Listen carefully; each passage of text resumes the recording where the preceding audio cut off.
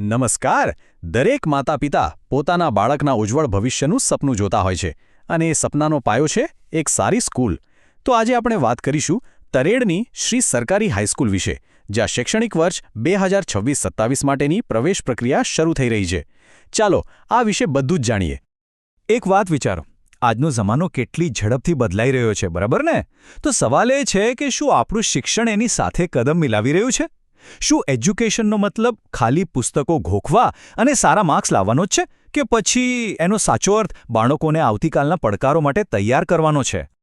અને બસ આ જ વિચારધારા સાથે તરેડની શ્રી સરકારી હાઈસ્કૂલ આગળ વધી રહી છે. અહીં એવું માનવામાં આવે છે કે સાચું શિક્ષણ એ જ છે જ્યાં જૂના જ્ઞાનનો પાયો હોય અને નવા જમાનાના કૌશલ્યોની ઇમારત હોય. એટલે જ તો અહીં સતત કંઈક નવું થતું રહે છે. જુઓ, એક તરફ છે આપણું પરંપરાગત ભણતર અને બીજી બાજુ છે આજની દુનિયામાં નોકરી મેળવવા માટે જરૂરી સ્કિલ્સ. ઘણીવાર આ બંને વચ્ચે એક મોટી ખાઈ રહી જાય છે, ખરું ને? અને આ જ ગેપ, આ જ તફાવત વિદ્યાર્થીઓના ભવિષ્યમાં મુશ્કેલી ઊભી કરી શકે છે. તો આ ગેપને ભરવા માટે જ આ સ્કૂલે એક જોરદાર પગલું ભર્યું છે. એમણે નક્કી કર્યું છે કે જ્ઞાનની સાથે સાથે કૌશલ્ય પણ આપવું જરૂરી છે. અને એટલે જ અહીં 2 એવા નવા વોકેશનલ કોર્સ શરૂ કરવામાં આવ્યા છે જે વિદ્યાર્થીઓને પોતાના પગ પર ઊભા રહેતા શીખવશે, એટલે કે આત્મનિર્ભર બનાવશે.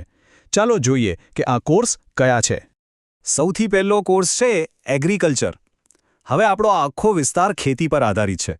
તો આ કોર્સમાં વિદ્યાર્થીઓ માત્ર જૂની પદ્ધતિઓ જ નહીં શીખે, પણ સાથે સાથે નવી ટેકનોલોજી જેમ કે ડ્રીપ ઇરિગેશન, ઓર્ગેનિક ફાર્મિંગ, આ બધું જ શીખશે, જેથી કરીને તેઓ ખેતીને જ એક શાનદાર કરિયર બનાવી શકે. અને બીજો કોર્સ છે ઓટોમોટિવ. આજે ગાડી બાઇક વગર તો ચાલે જ નહીં, બરાબર ને?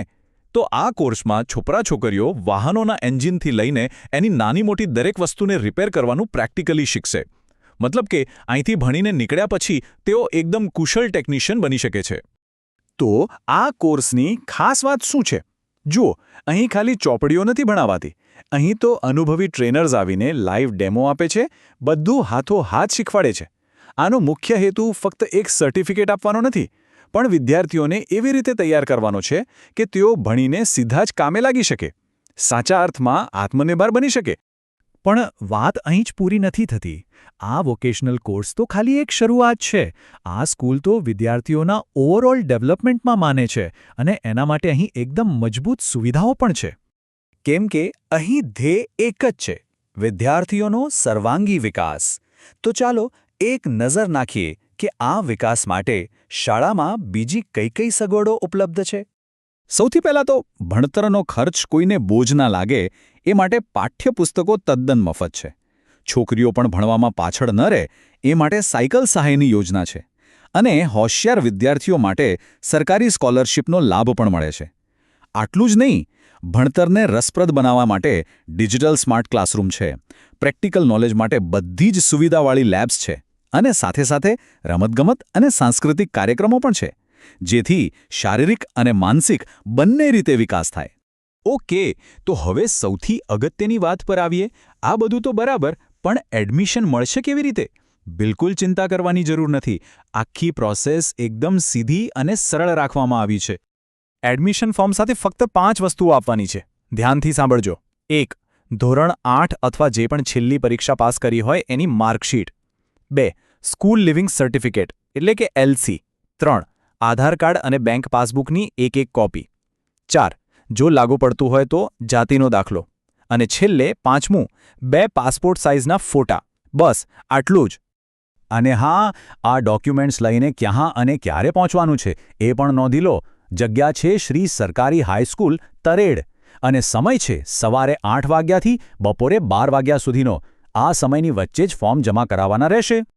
આ બધી મહેનત પાછળ એક જ મંત્ર છે: ભણશે ગુજરાત, વધશે ગુજરાત અને વોકેશનલ શિક્ષણ સાથે આત્મનિર્ભર બનશે ગુજરાત. આ ખાલી એક નારો નથી, પણ એક સંકલ્પ છે.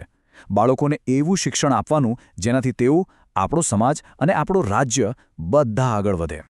તો સવાલ એ છે કે શું આપણે સૌ બાળકના ભવિષ્યને વધુ સુરક્ષિત અને ઉજ્જવળ બનાવવા માટે તૈયાર છીએ?